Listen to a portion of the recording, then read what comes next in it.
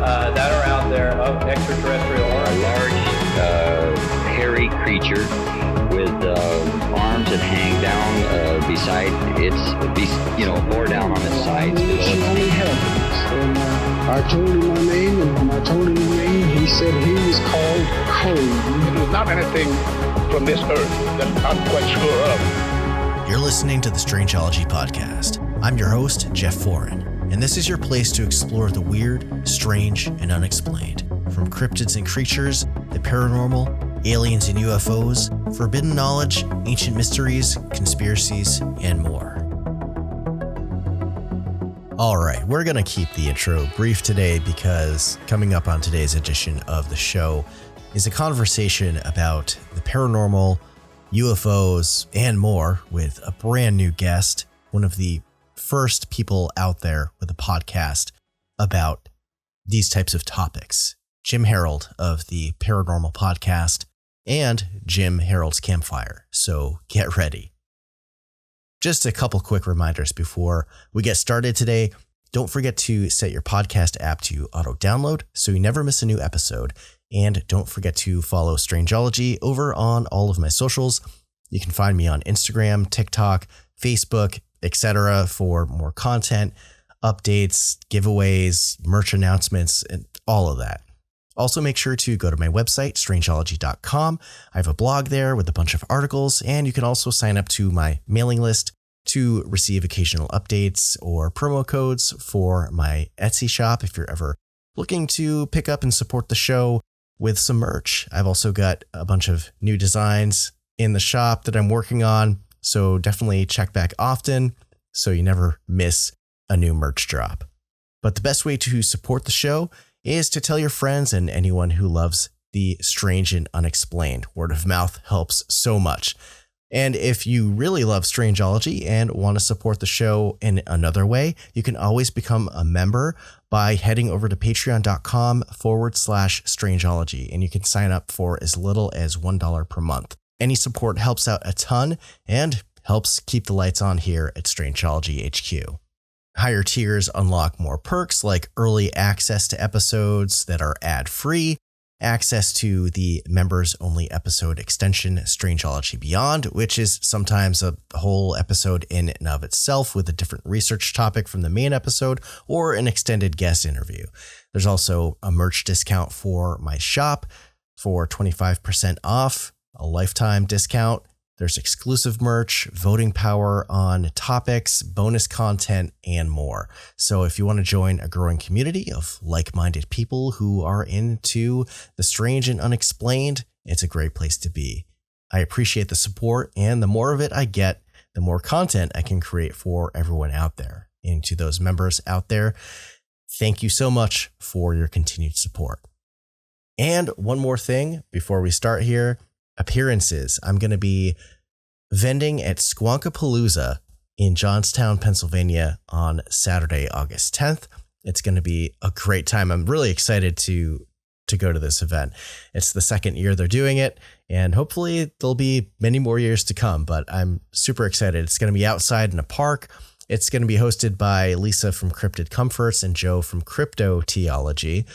He does really great work. You should check it out if you can. And Lisa does too with all of her cryptid plushies. There's going to be a ton of other vendors, guests, and speakers as well. So if you're in that area, definitely check it out. It's coming up real quick. And you can find out more info over on squonkapalooza.com. Also, one more thing. I have a surprise announcement. I'm going to be hanging out at San Diego Comic-Con next week, July 25th, which is wild. This was kind of a sudden thing, and it's going to be mostly official business for something that's in the works, which is all I can say for now. But you might see me around during the day, giving out Strangeology stickers or something like that, or checking things out. I do know a few people who are going to be there, so I might be hanging out at some booths for, just hang time. But definitely stay tuned for what's happening in the background for that. And if you know who I am and you see me, you recognize me, come say hi. It's going to be a blast, and yeah, wild times ahead. All right. That's enough of that. Why don't we get into today's episode?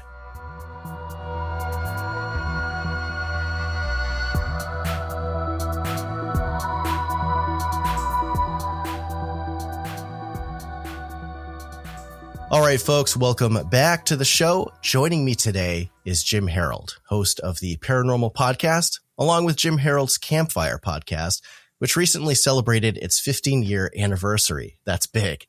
Jim was an early pioneer in the podcasting world all the way back in 2005, and the Paranormal Podcast was really the first of its kind. Now, beyond being a prolific podcaster, Jim is also a best-selling author and recently published the 6th volume of his True Ghost Stories series.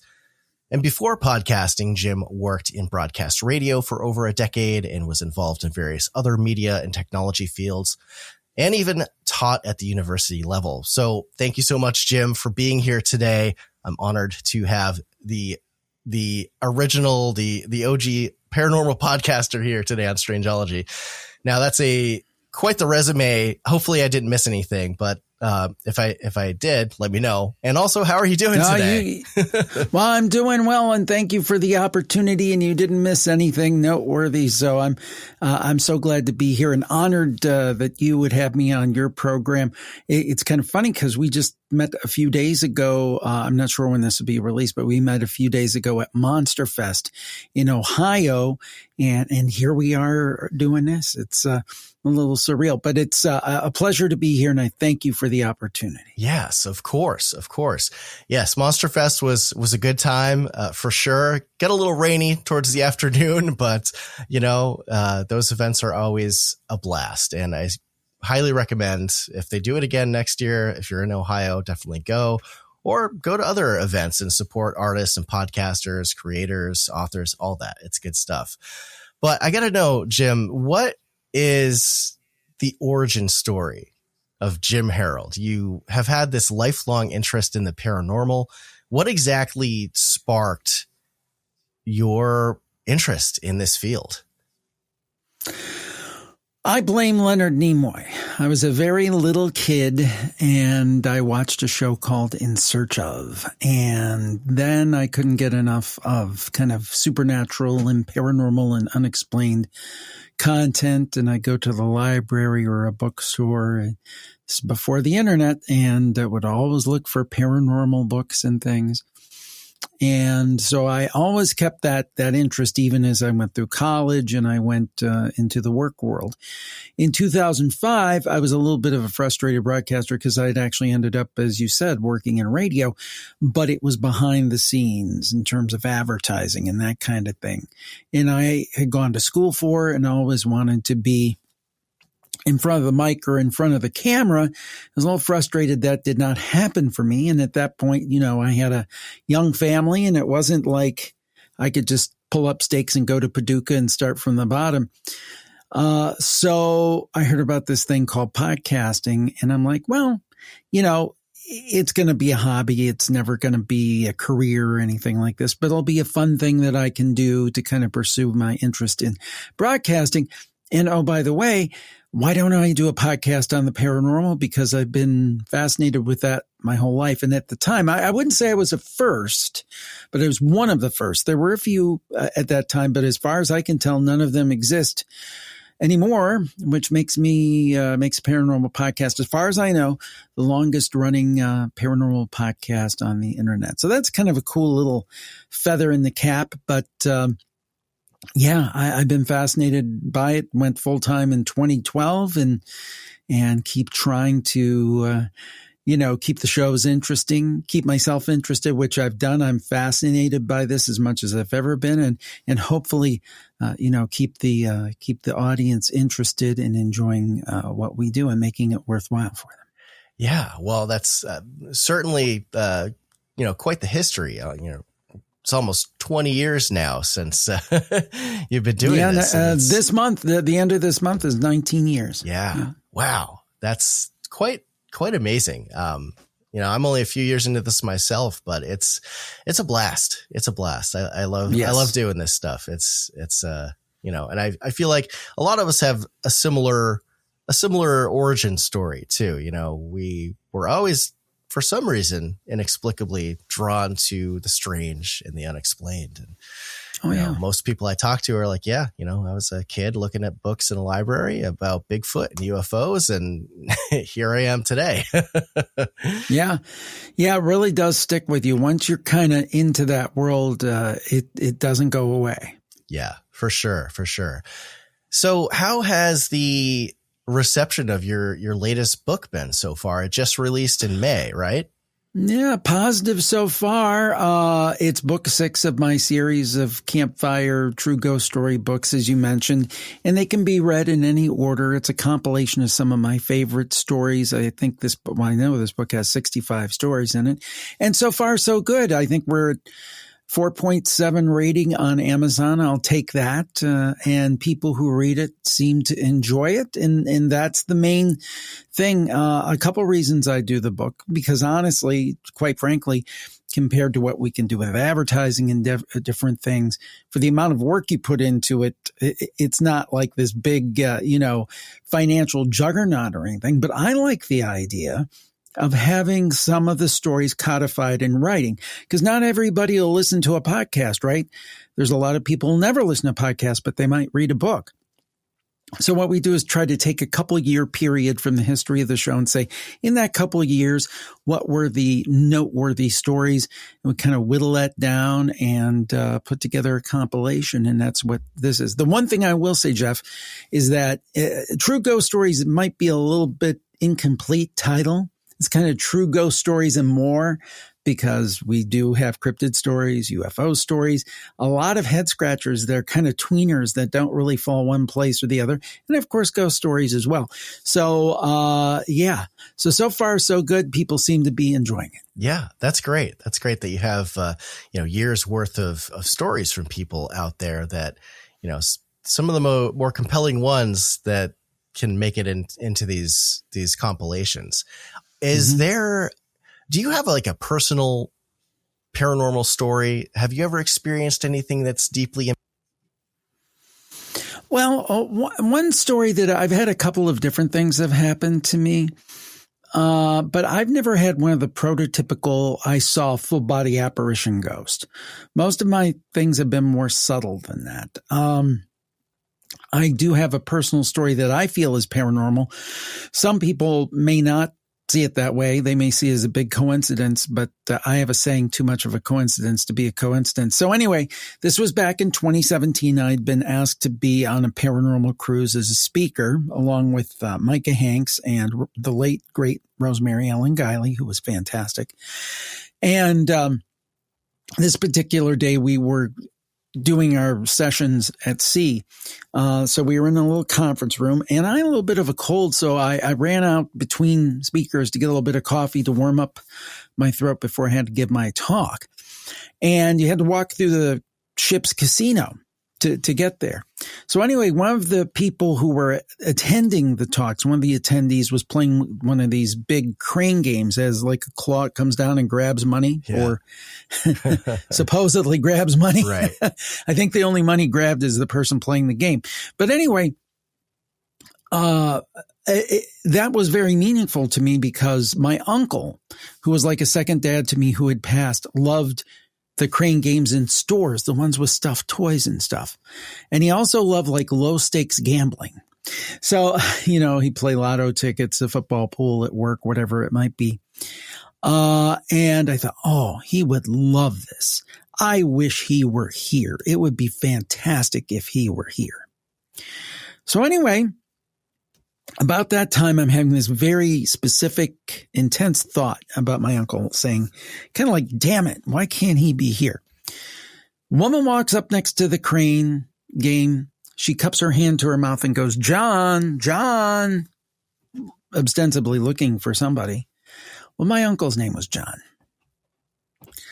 And the fact that all these different pieces came to play, and I specifically was thinking of my Uncle John, and all of a sudden, this woman out of the blue walks up to the crane game and goes, John, and somebody came over. It must have been her husband, I'm guessing.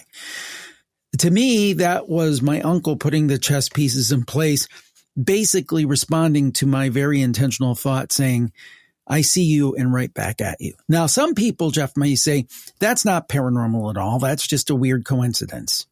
That's okay. That's their right. But I do see it as something potentially supernatural.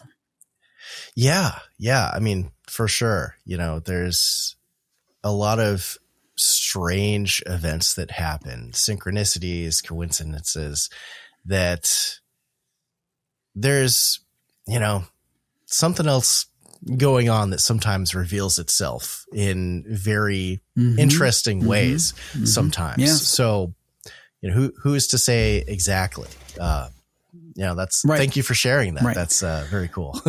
Now, real quickly, I'll give you a UFO story from my parents, which is a little more, I don't know, kind of not average, but a little more what you would be thinking of in a supernatural story. This went back to about a year after I was born, so we're talking the early 70s. And my family was originally from West Virginia, so we were all visiting West Virginia, and they left me at home with Grandma while they went in a car to some secluded wooded area.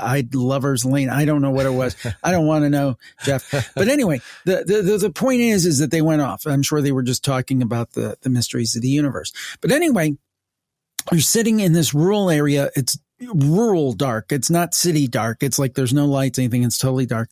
All of a sudden, the whole sky lights up.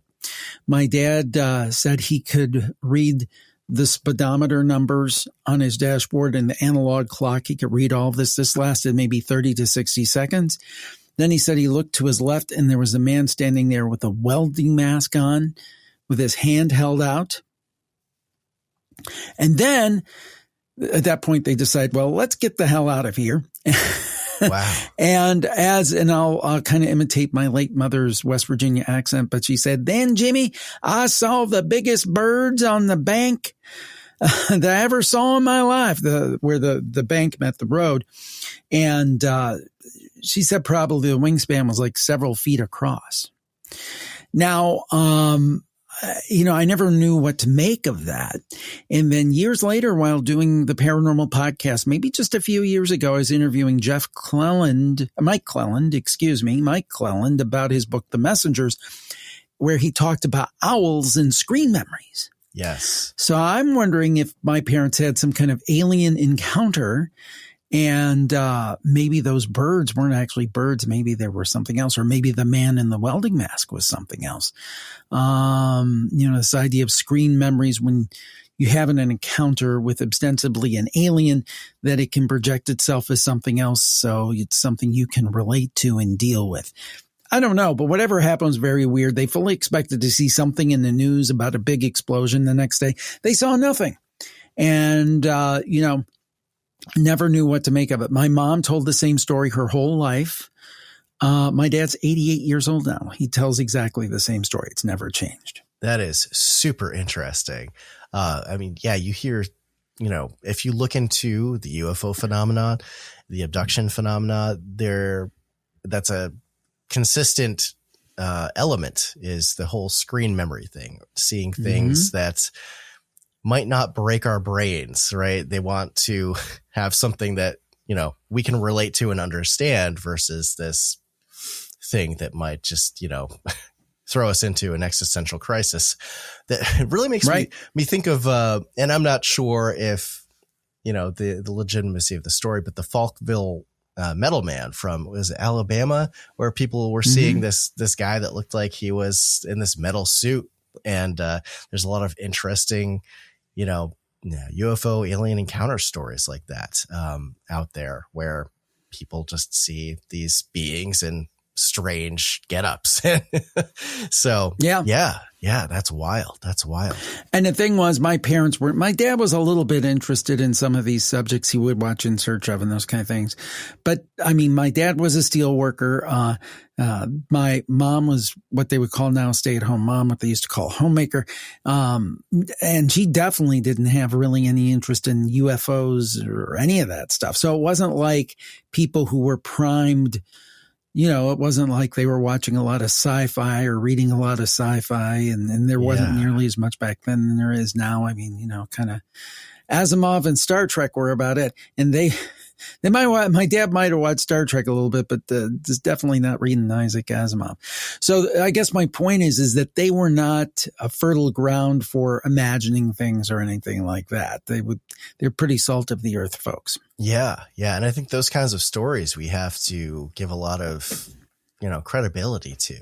A lot of the stories out there are anecdotal evidence, and that's some of, obviously you can't necessarily prove it, but it's some of the best evidence that you have, depending on who the person is. That's one of the difficulties of this. I mean, I think a lot of the hardcore skeptics say, well, why can't you prove it in a laboratory? Well, it's like, because you can't, because it doesn't necessarily replicate itself. And I know that's part of the idea that you should be able to replicate something if it's, if it's a fact and those kind of things. But these things don't lend themselves to replication.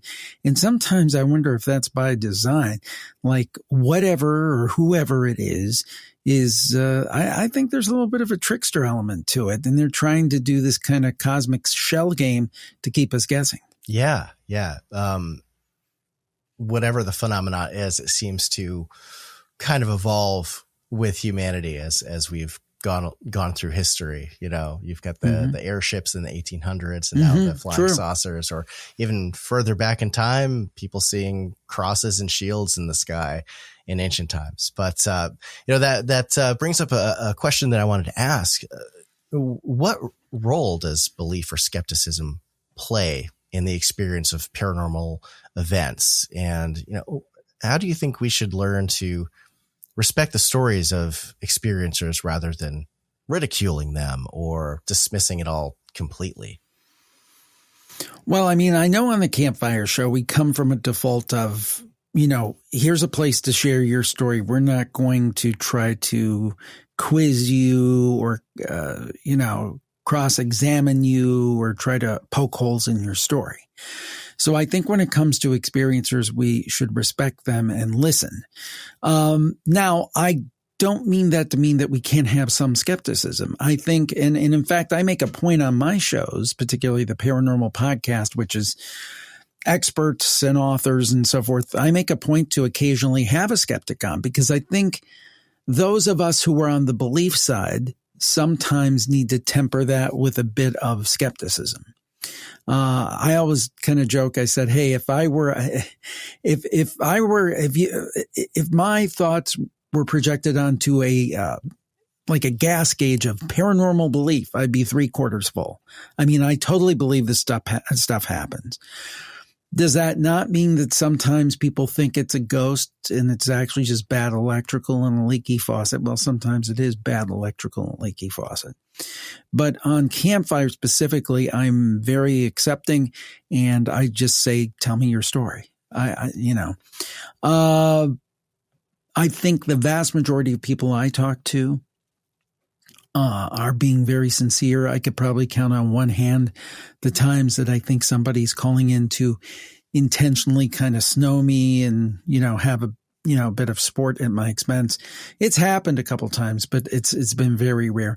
Most people are very sincere, that they have experienced something supernatural. And again, kind of who am I to question it to an extent? And, I try to just be a friendly ear and listen to them and maybe chat a little bit about the case and kind of leave it at that and let the audience decide.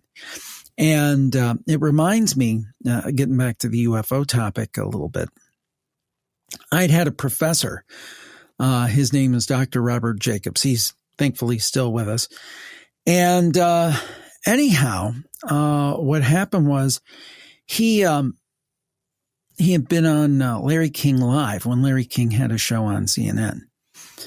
And essentially what happened is that he was on with Bill Nye, the Science Guy, and Dr. Jacobs had a UFO experience that I had actually heard about when he was my professor back in the early 90s, which was really a coincidence. I ended up going into this, but he had this fascinating story of when he was a film officer in the Air Force, and there was this missile launched, and he was in charge of a film test for it.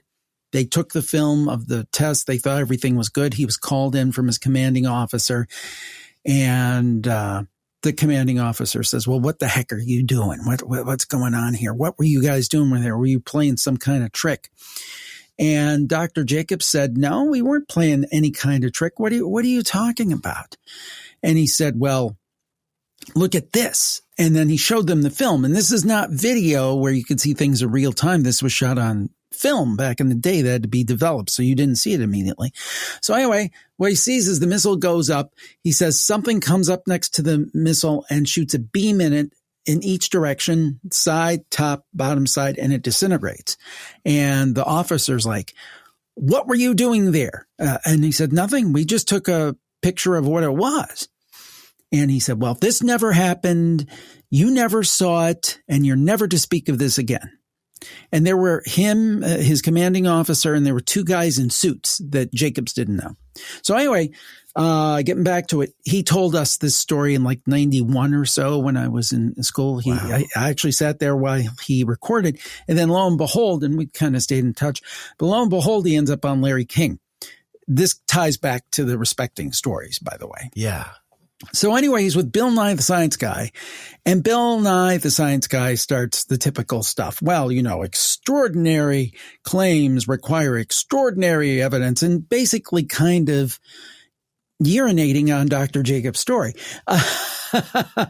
And Dr. Jacobs said, listen, pal. He said, first of all, this, how's the baking soda and vinegar? Which was hilarious, I thought. But he said, I was there. I saw what happened.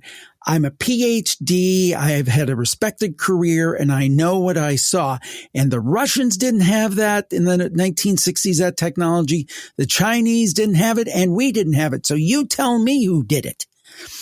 And he really dressed him down. And I'm like, yeah, Dr. Jacobs. But the point is that, again, who am I to judge if somebody's making something up or not? Now, I totally believe Dr. Jacobs, not only because he's just a very compelling, believable guy, but he told the same story in 1991 that he told in whatever year, 2000, whatever it was, on Larry King. Stories never changed. And you have no reason to tell that story. It would, if anything, it could hurt his standing or hurt his career. I totally believe him. So I think the default should be respecting people's stories. I mean, like, I'll give you another example, and I'm sorry I'm talking so long. That's here. Great, yeah. But Bigfoot, just came from Monster Fest, and I have readily admitted over the years, if you look at all these kind of different paranormal phenomena, and I include in that ghost, UFOs, cryptids, the whole thing, I'm probably more skeptical about cryptids than any other. But who am I to question someone who's spent a lifetime in the woods, either hunting or as a forestry worker, somebody who has spent their lives in those woods, and they say they've seen something, and it's not a bear, and it's not a deer, and it's not, who am I to say that they didn't? So I like to come from a place of respect as it pertains to personal stories. Yeah.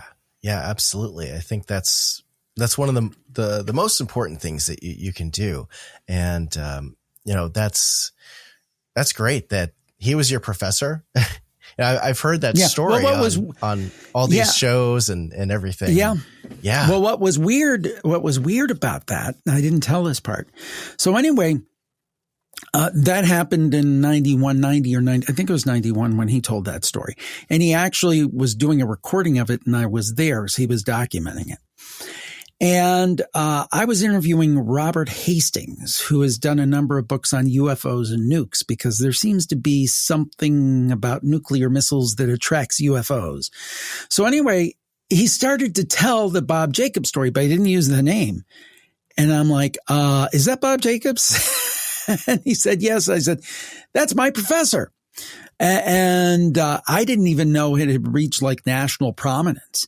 The story, but it's just funny how that kind of, again, that serendipity that Dr. Jacobs has that classic UFO story, one of maybe the best I've ever heard, and I end up doing podcasts on this, all this stuff. And he was my broadcasting professor. What a coincidence! Yeah, I would say that's definitely more than coincidence, probably. Yeah. Now, going back to Larry King, What impact do you think that popular mainstream media has had on the perception of this kind of phenomena for people? And, what should we do with that? Well, I think you talk about Larry King. Actually, I give him, obviously he's passed, but I give him credit because he was willing to have these discussions in a pretty serious way.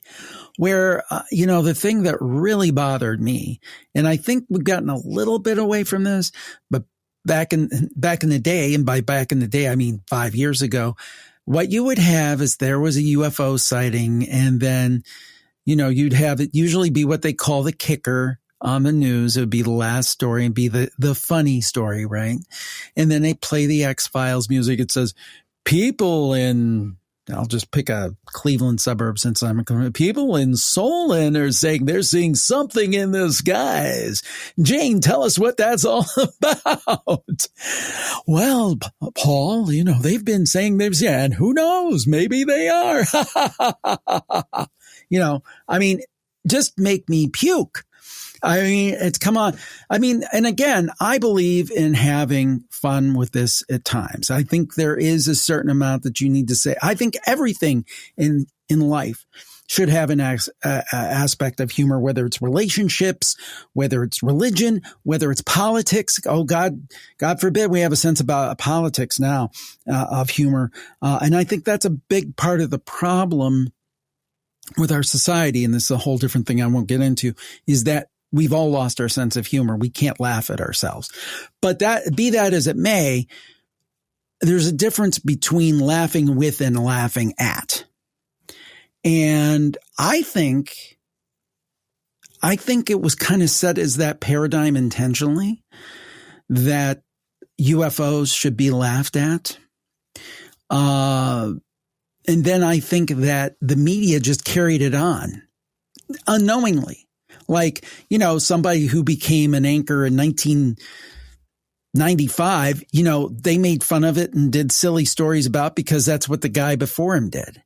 It's just like, oh, this is what we do with these stories. This is the trope. This is how we set it up, and we play the X-Files music and we ha-ha about it and happy talk it.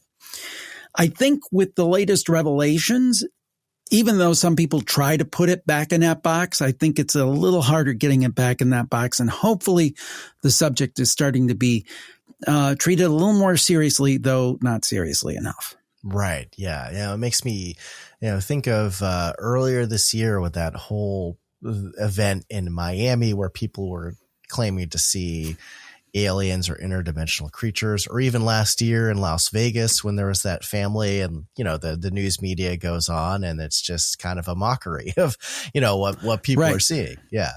Right. Yeah. I mean, again, I think you can have a sense of humor with things, but when it's coming from the community, that's one thing. But when you're making fun of, there's something in the skies that we don't understand. Now, some of that could be military. I don't think there's any question about that. Some of these things are reported. Unfortunately, there are people who hoax. Also, there are people who are of goodwill, but they're just mistaken. But then there's that other category that can't be explained. So don't try to push it off as all military tech, because some of it, yes. All of it, I don't think so.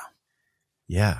I think it was it Stanton Friedman that said, if only like 1% or some small number of cases out there is unexplained, and it turns out to be a genuine bona fide UFO, whatever, that means they exist. Well, it's so funny, though. I kind of said that more or less to the skeptic Michael Shermer, who actually I will give credit to. And this has been many years ago. I had him on the show. He was a total gentleman, and he was very willing to have the discussion. And that's really all I ask. I mean, everybody has a right to their viewpoint if it comes from a place of respect. So I had Dr. Shermer on. He was a very nice guy. We totally disagreed about almost everything, but I appreciated him coming on the show. I thought that was very cool of him. And he was nothing but nice to me. But I said, well, Dr. Shermer, we may agree for example, I don't know if I used UFOs or I was just talking in general, but many of these cases may be explicable. But you've got to admit there's at least a few percent that we can't explain. And he said something like, well, yeah, we know that, but that's what graduate students are for. We just kind of put those on the shelf. And it's like, wait a minute. Those are the ones we need to take down off of the shelf. And I think what it is that there's just such cognitive dissonance when people like a Dr. Shermer encounter stuff they don't understand. It's like, well, there can't be anything to it because there can't be anything to it. Kind of like it falls outside of my dogma, so there can't be anything to it. In fact, Shermer himself, there's an article in Scientific American about a possible supernatural thing that happened to him. And I can actually pull it up real quick. It was in Scientific American, Shake Skeptic to Core, Shermer. Yeah, here it is. Anomalous events that can shake one's skepticism to the core. And Michael Shermer, this is from 2014. I just witnessed an event so mysterious that it shook his skepticism. Interesting. And yeah, he had gotten married in 2014 to a woman, and she was mentioning that she missed Mr. Grandfather, and he couldn't be there that day. And so anyway, somehow, and I don't have this, folks can go look it up. It's right on Scientific American. It's called Anomalous Events That Can Shake One's Skepticism to the Core. But the gist of it is that she had an old radio that belonged to her grandfather, and it never played. But for whatever reason, the day they were married, it played music, and they danced together. And after their wedding day, it never played again. Wow. So did Grandpa make the radio work as a sign to his granddaughter, hey, I'm not here, but I'm here? And he basically said, you know, this kind of thing could really kind of make you take the other side. But of course, it was just a coincidence or something along those lines. So even when they're presented, I'm talking about the hardcore debunkers and skeptics. It's different between being a skeptic and having skepticism, I think. Or being cynical. But he basically said, well, of course it wasn't paranormal, but you could think it is, you know, I could understand how people think it is. So even when presented with that, it's kind of like, do I believe skepticism or do I believe my lying eyes? Right. Kind of thing. Yeah. That's really interesting that, you know, even when presented with something that's, you know, a paranormal event, that, you know, in their own life, still not willing to entertain the idea, or maybe there's a little bit of entertaining, but, you know, still file it away, not be scientific about it. And right. Interesting. Yeah. Now that brings me to another question, you know, going back more to, you know, the people that experience this stuff. It seems like there's certain individuals who are more sensitive or perceptive to the paranormal, or there might be people who, you know, for lack of a better term, maybe targeted by UFOs and that kind of thing. Do you have any opinion on why that might be? Well, the UFO one is a real mystery. Now, I think for kind of other paranormal activity, ghosts and those kind of things, I think I've talked to many psychics over the years, and I do believe there's some good psychics. I also believe there's probably some people who claim to be psychics who take advantage of people, but I think there are good psychics out there who are just, you know, doing what they do. And that's cool. And, there's a couple of them that I've really enjoyed talking to and think highly of, Jody Levon, Carol Obley, people like that. In fact, Carol Obley had a remarkable reading on my wife. She didn't even know, my wife was my wife. I took her as a call. We were doing call-ins. This is Carol Obley. We're doing call-ins, and I've said, I've got, so-and-so from Ohio, but I did not identify her as my wife. We wanted to see what Carol would say. And my wife wanted to get a message from her. I'm going to answer your question, I promise. Wanted to get a message from her mom, but she didn't get a message from her mom. But Carol said, you I'm not getting anything from your mom, but I am getting somebody your age who passed unexpectedly. Bob or Robert, somebody like that. And he says, hi. Well, my wife's best friend in high school was named Bob, who died unexpectedly, like at 30 years old or something. No way she would have known that. First of all, my wife at the time did no social media. She's not a big fan of social media. She never mentioned this guy anywhere on social. There's no way that Carol could have just picked this out of nowhere. And Yeah. I mean, again, Bob and Robert are common names, but so are Steve, Bill, John, James, Derek, Jeff. I mean, it could have been any other name. And the fact that he did die suddenly, I mean, that was just like bing, bing, bing, bing, bing, bing, bing, bing, bing. So that's just to illustrate my point that I do believe that people can have psychic talents. But to your question, I think it's kind of like basketball if you're talking about the psychic side of it. I could take a basketball and throw it into a hoop and maybe even make the basket.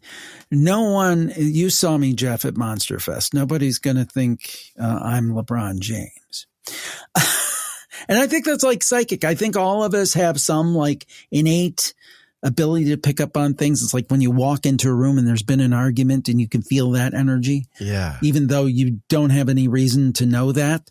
So I think with the psychic thing and people getting psychic hits and maybe having more, ghosty kind of interactions, I think that's just a natural inclination and a natural ability maybe. And some people might say it's a curse. When it comes to UFOs, that's a little weirder. If there are aliens, if they're even from out there, maybe they're from, here, maybe they're from another dimension, but wherever they're from, do they select certain people?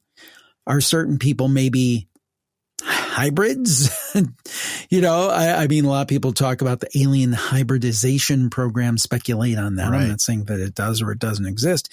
I'm just saying, is that part of it? I mean, it seems like to me that the psychic thing is more of a natural thing, but in the UFO thing, if it does exist and people are truly seeing it more than others, are they being selected specifically? I don't know.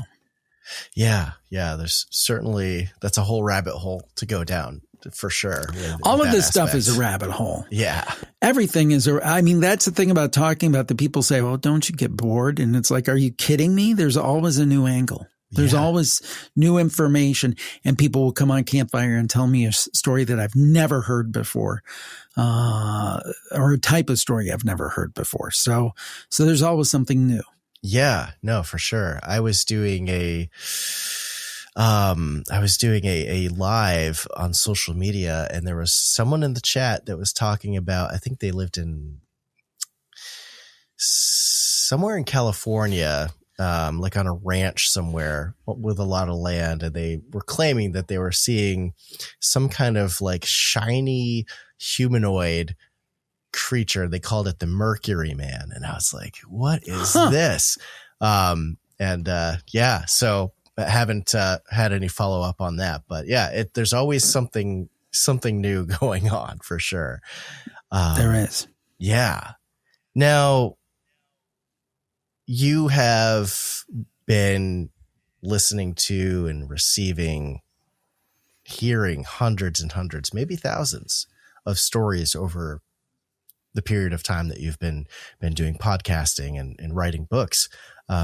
What are some of the biggest commonalities that you've found between stories? Let's just say between like paranormal ghost stories to start. Well, I don't think usually, I mean, sometimes you do, but most of the time it's not, the apparition appears in front of me full formed. Although sometimes it does happen, but most of the time it's much more subtle. It's more of a suggestion. It's a wind. It's a cold spot. It's those kind of things. Another commonality seen, we were talking about skeptics before, is that, even people who are relatively skeptical, you talk about what you do or those kind of things. And they say, well, I don't believe in any of this stuff. I mean, I just don't get it. Now, there was this one time, and then they'll tell you the wildest story. And honestly, those are some of my absolute favorites because, you know, someone, and again, I'm not disrespecting anybody, but if somebody says I have tea with the aliens every third Thursday of the month, it becomes a little more challenging maybe than it does if somebody says nothing ever happens to me and this most incredible thing did happen to me. I think that adds a level of interest for me. But I think that another commonality is that they don't, a lot of times, and you'll see in the book, this book, they don't necessarily end with a period. They end with a question mark. In that they're open-ended. You know, we come from a society who, you know, not as much now because people don't watch traditional TV, but when we grew up, we watched the sitcom at the end of the 22 minutes after you take out the time for the commercials. Everything would be wrapped up, you know, the Brady Bunch, you know, Marcia broke her nose and at the end, everybody would be laughing and smiling, you know, or Bobby broke his bike and something would work out and he would get a new one, but he learned his lesson in the meantime. Everything worked out and everything, all the questions were answered. And to me, the paranormal is nothing like that. Most of the time it ends with a question mark and not a period. Yeah, that's a really good point. Right? Because all the equipment that people have when they go investigating and stuff that can detect things or potentially bring a voice through from the other side, you know, we don't necessarily have the equipment out there to definitively prove that something's going on, but certainly right. Yeah. What would you say is the most compelling piece of evidence or story that's out there in this field?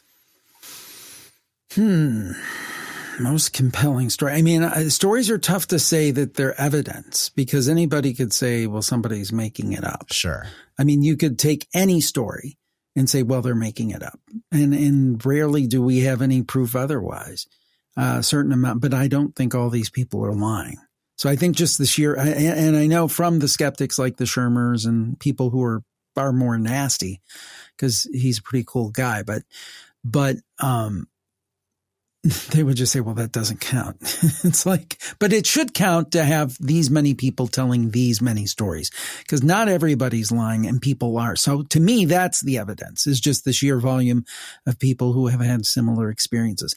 In terms of most compelling story, I'm not saying that it's one that I believe and I'll explain why, but probably if you want me to tell it, I could tell you the Roadhouse Saloon story. Would you like to hear that? Let's go. All right. I probably told this story a few hundred times, and the storyteller wished me happy birthday last week on Facebook. I said, no, thank you for the gift of your story because it's my favorite, and it's many people's favorite. So anyway, the Roadhouse Saloon, T.I. lives in Michigan, but every year she would go to Wisconsin to like a campground and stay for a couple weeks or something. So her and one of her friends at the campground, Bob, decided they wanted to go see a band playing at this bar. But it was about an hour away. So they drove to the bar. And this was in the evening, so they ended up closing the bar like at 2:00. They actually went backstage, talked to the band. So it was pretty late when they were headed back home, maybe like 2:30 in the morning. So Bob's driving, T.I.'s passenger. They're riding back. They got about an hour to go. And again, this is a picture, a rural 2-lane road. No lights, very dark, that kind of thing, very kind of spooky. And T.I. says, well, Bob, you know, I've got to go to the restroom as they're on their way about 10 minutes after they left the bar. And he said, well, there isn't much out here unless you want to pull up a tree. And she said, no, that's okay. Just drive fast. So they keep going a little bit and they come up on this bar that is wide open and the joint is jumping. There's neon lights. There's cars. There's the thump, thump, thump of the music. And that's weird. That should be like closed legally. You know, you're only allowed to stay open to 2, I think.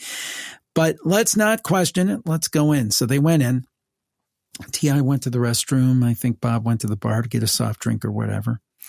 And Bob was they were sitting there talking. They thought they'd take a minute and have their drink. And Bob said, well, I'm actually glad we came here because see that big mural on the wall there, that Old West mural? I've always wanted to see that. Bob was a painter, and he said he'd always heard about this mural of the Old West barroom scene that filled up one whole wall of this place, but he'd never gotten to see it. And Tia said, cool, and they were just chatting. And they noticed something odd. Every real person in the bar was reflected in the painting. So there were some guys in the real bar playing pool, but in the painting they were playing cards. There's a woman standing over here in the mural scene. She's standing next to the bar dressed like what they used to call a dance hall girl.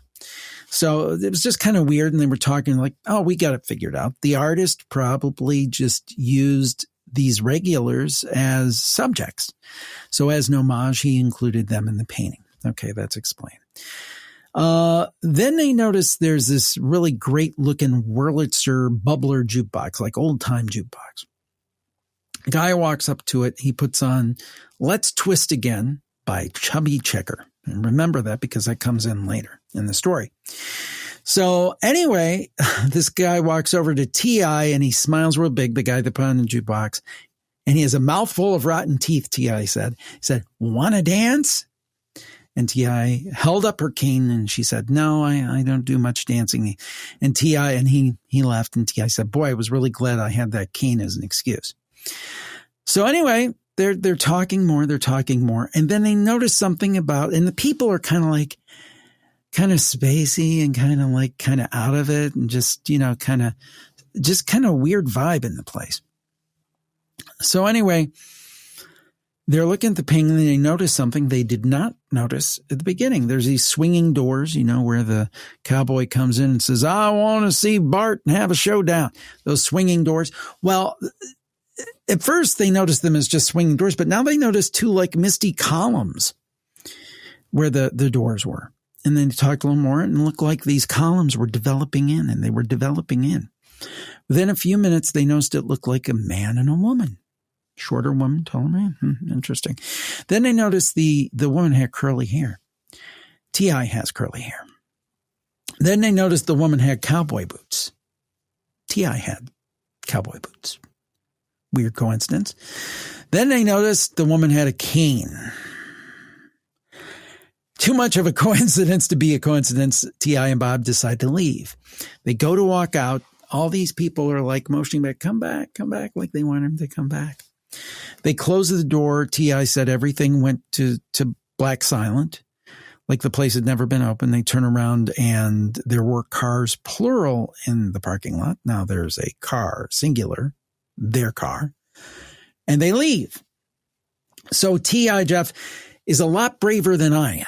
So she decided to come back the next day or a day or two with, I think, a friend of hers or her sister who was staying at the campground. So they come back. She goes in. She goes over to look at the jukebox. Different jukebox. It's at the time, a modern CD jukebox, not one that plays vinyl, which was pretty rare when this story happened. Also, no Chubby Checker or Let's Twist Again is among the selections. So T.I. thought, boy, that's really, really weird. She goes over and talks to the bartender, who's a young woman, says, oh, I was here. T.I. says, I was here the other night. There was this young kind of farm boy looking, strapping, good looking guy tending bar. And the bartender says, I'm sorry, there's nobody that tends bar here like that. The only two people that tend bar are me and my elderly father. Now, the painting was still there, so she knew she had the right place. But in that swinging door, there was nothing but swinging doors. And then T.I. left. And I used to say she's never been back, but I believe she did end up going back. And yeah, there you have it. That's the story of the Roadhouse Saloon. Now, I thought so highly of that story. I actually went and visited T.I. up in Michigan. In 2019, right before the pandemic, we did a video on her story, That's on my YouTube channel, youtube.com/Jim Harold, I believe it is. I also have to double check that. Yeah, that's right. YouTube.com/Jim Harold. And she retells her story, and I believe her more now, Jeff, than I did when she originally told the story. She's retired from a very respected profession, and she was completely believable to me. Now, what in the world that was, I have no idea. Yeah. But that's the Roadhouse Saloon. And I would say that's basically my thoughts. Yeah, that's a what do you do with that story? That is, yeah, like part of me thinks it sounds like a time slip, but then you've got all these characters in there interacting with you, and then it's not there. Like, yeah, that is just wild. Huh. Yeah. Well, thanks for sharing that story, Jim. That's a good one. Yeah. Yeah. It's one of those stories. I mean, it would be, if somebody else told it, I would say, I don't know. But I mean, I've met the woman. I've looked her in the eye. I was in her house. I totally believe her. Yeah. Yeah. Now, would you say, in your opinion, hearing a lifetime worth of stories, are the majority of them like scary, or are there more positive accounts than not, do you think? Because ghosts are always, people are like, oh, ghosts are so scary, poltergeist phenomena and all that. So now I think that's a great point. I think you're right. People think it's all scary. And I think a lot of the reason people think that's the way it's marketed, because that's what sells. I'll give you an example. I can have exactly the same Campfire show. And usually what I do is I pick a story to title it based on that story. So, one recently was Mom Fights a Demon, because the story was about the person said their mom had stood up to some kind of evil entity. But then I had, a week or two later, stories of love from our pets, because I believe those happen too. Now, I could tell you the downloads for the one where Mom Fights a Demon are here, and the one, stories of love of pets are there. That doesn't make either one of them better than the other, or more real or less real than the other, but it's marketed that way because that's what sells. So what I try to do on the shows is have a mix. It's almost like I kind of say, you're going to get your scary, spooky stories because that's part of the mix, but you're also going to have your vegetables too. You're going to have some of the sweet stories, because to me, the paranormal, the supernatural, or whatever you want to call it, is a continuum. And in a lot of ways, it reflects our own lives. That I always say there's good, bad, happy, sad, right? There's some, I believe in evil. I think there is evil. Sometimes I think it's manifest. I don't think everything that ever happens is a demon. I think that's kind of been popularized lately, and I don't believe that. But do I think evil entities exist? This last week, we did a show on possession, a historical case of possession. And do I think that's a thing? Yeah, I think that's a thing. But do I think it happens, on the regular 7 days a week, in every town in America? I'm not sure of that. So I guess what I'm saying is that it's a mix, but many times it's not portrayed as a mix. Yeah. Yeah. Interesting. In my view, at least. Yes, of course. Well, speaking of demonic possession and that kind of thing, one of the things I wanted to ask you about, and maybe this isn't, evil per se, but a lot of people talk about shadow people, shadow apparitions, the Hat Man, that kind of thing. Would you say those are potentially evil, or is it more of something like an archetype in our brain? Like what's going on with that part of the phenomenon? Well, let me preface this with the fact is I have been doing this for 19 years and I am not an expert, because I don't think there are really any experts. I think there are people who are expert on the theories, they're expert on the research, but is anyone really an expert on what's really going on? I don't know that. So other people can speak for themselves. So whatever I'm going to say is probably just idle speculation based on 19 years of doing these shows. but I am not an expert. I think on shadow people, I think there's a possibility that they're evil. I also think there's a possibility that some of these things are tulpas or thought forms that are created.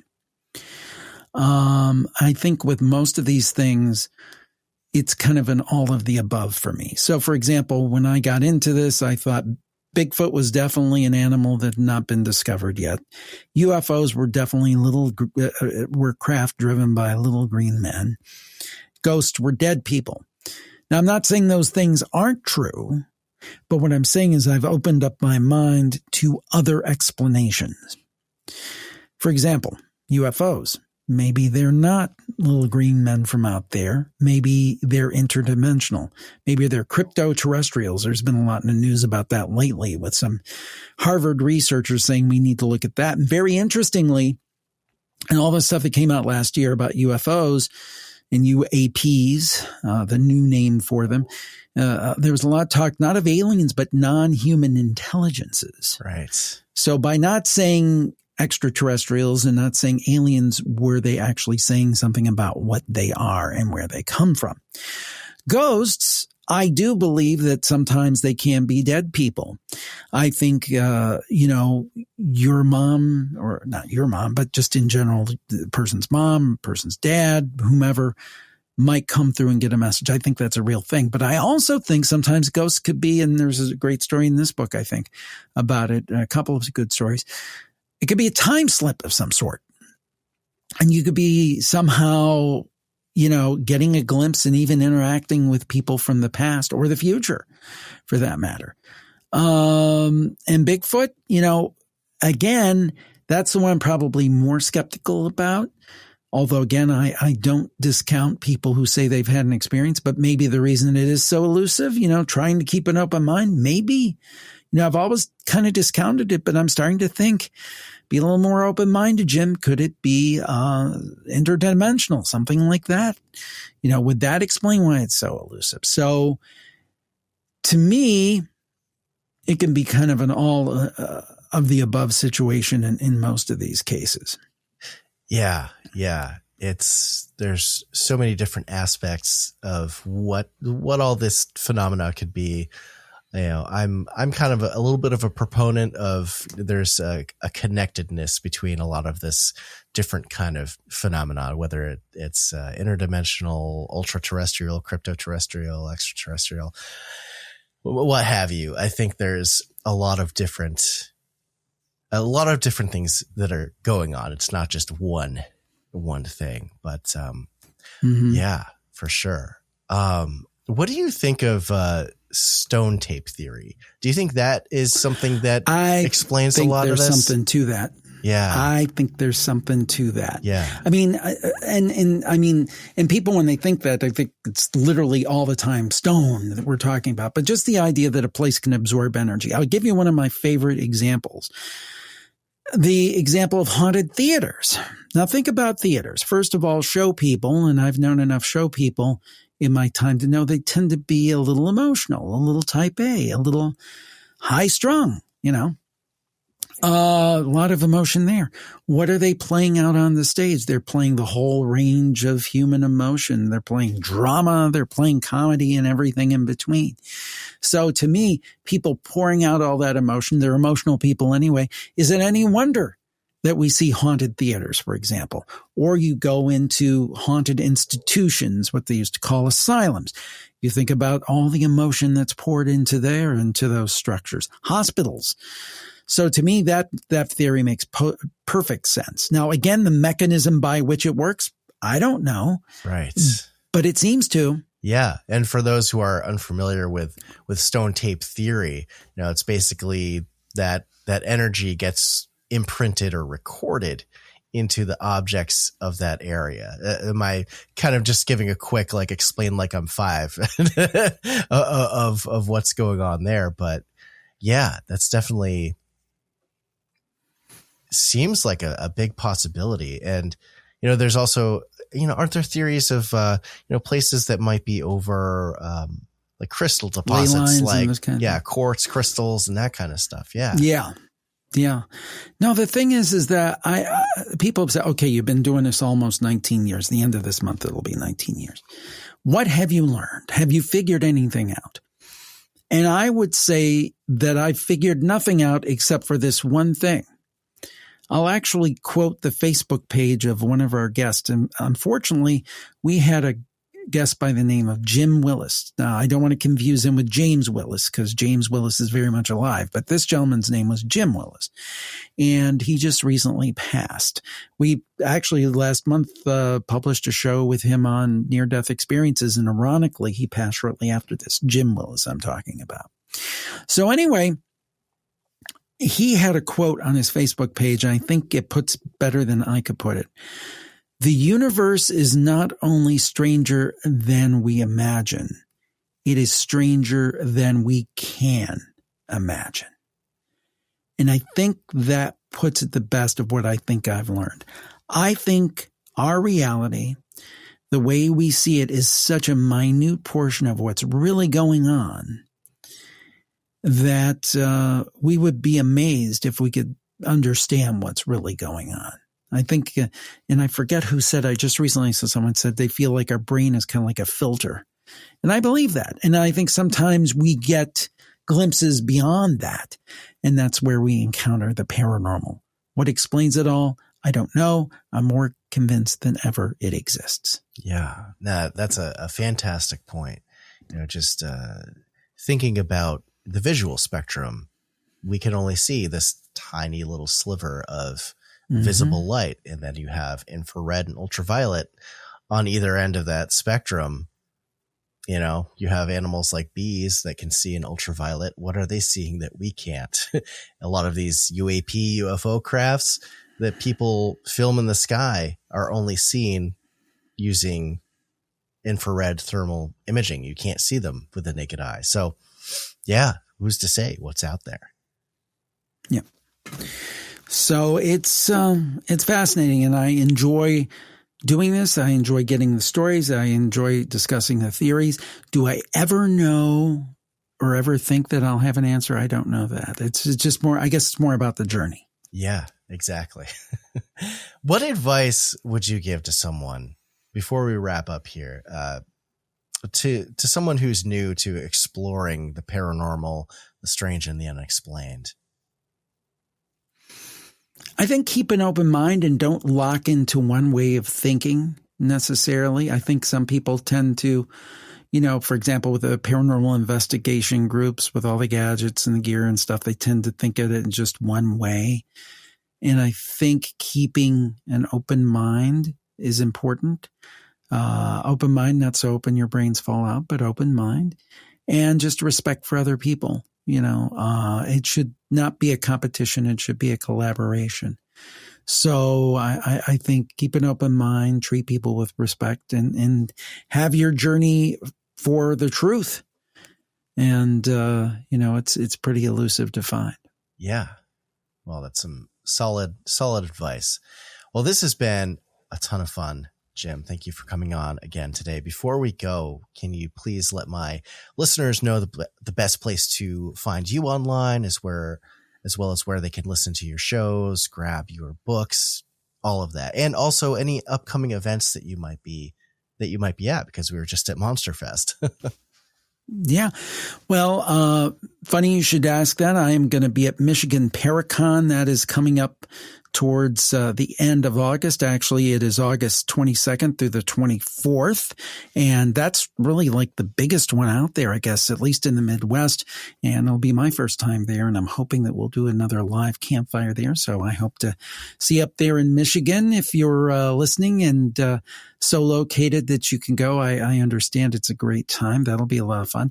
If people want to check out the shows, they can find Jim Harold's Campfire and the Paranormal Podcast wherever they find Strangeology. We're on all the apps and so forth. And for the book and all my links, they can go to jimharold.com. and they can get the link to the book. I'm even doing some autographed books. Of course, it's on Amazon.com, BarnesandNoble.com. And usually I just direct people to the shows first. Usually Campfire seems to be the one that's most accessible for people because folks love stories and hope they can check out the free show. And thank you again for the opportunity to speak with you and your great audience today. Yeah, absolutely, Jim. Well, thank you again for coming on, and we'll chat again at some point in the future. Thank you. Stay spooky.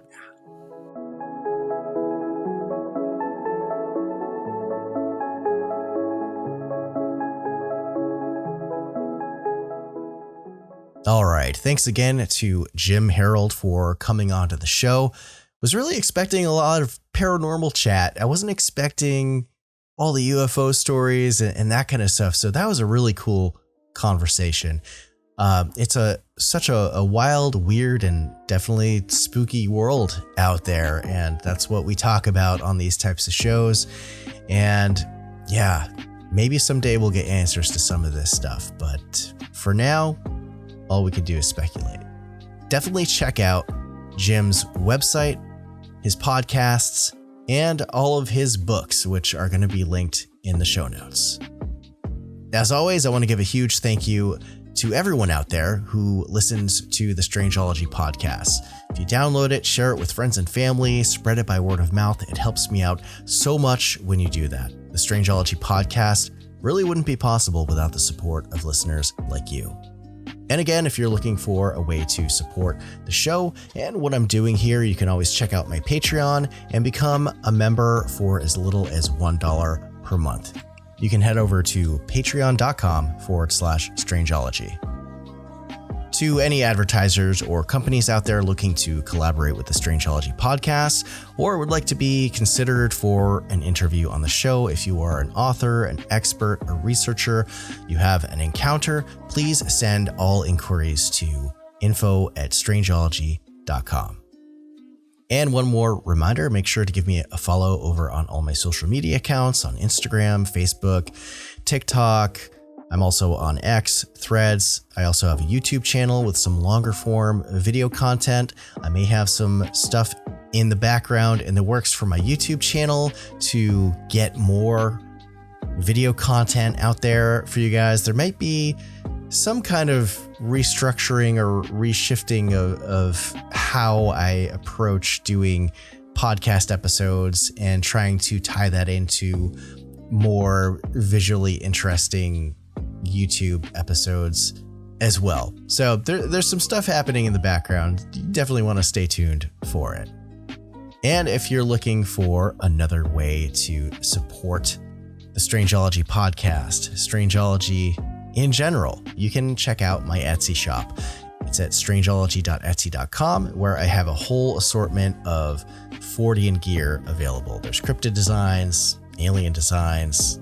We've got stuff on t-shirts, tank tops, long sleeves, sweatshirts, hoodies, blankets, hats, mugs, tumblers, stickers, magnets, enamel pins, and I'm sure I'm forgetting what else I have items on, but there's a lot of stuff. And yeah, I'm always working on new designs, and you want to check back often. People really love the cryptid encounters designs that I have, as well as the Homestate Cryptid collection. We've also got prints as well. I've got my Homestate Cryptids and Legends map, which I do have a larger size of now in a 24-inch by 36-inch print, and people love those things. So yeah, definitely check that out. I appreciate the support. Again, that's strangeology.etsy.com. Links will be in the show notes. All right, I think that's all from me for now. I'm going to take a quick break here. Jim was gracious enough to have some extra time and hang out for a little while longer to talk about some more paranormal encounter stories and high strangeness that's out there. You won't want to miss it. Members, stick with me, and for everyone else, until the next time, take care of yourselves and each other, and keep it strange.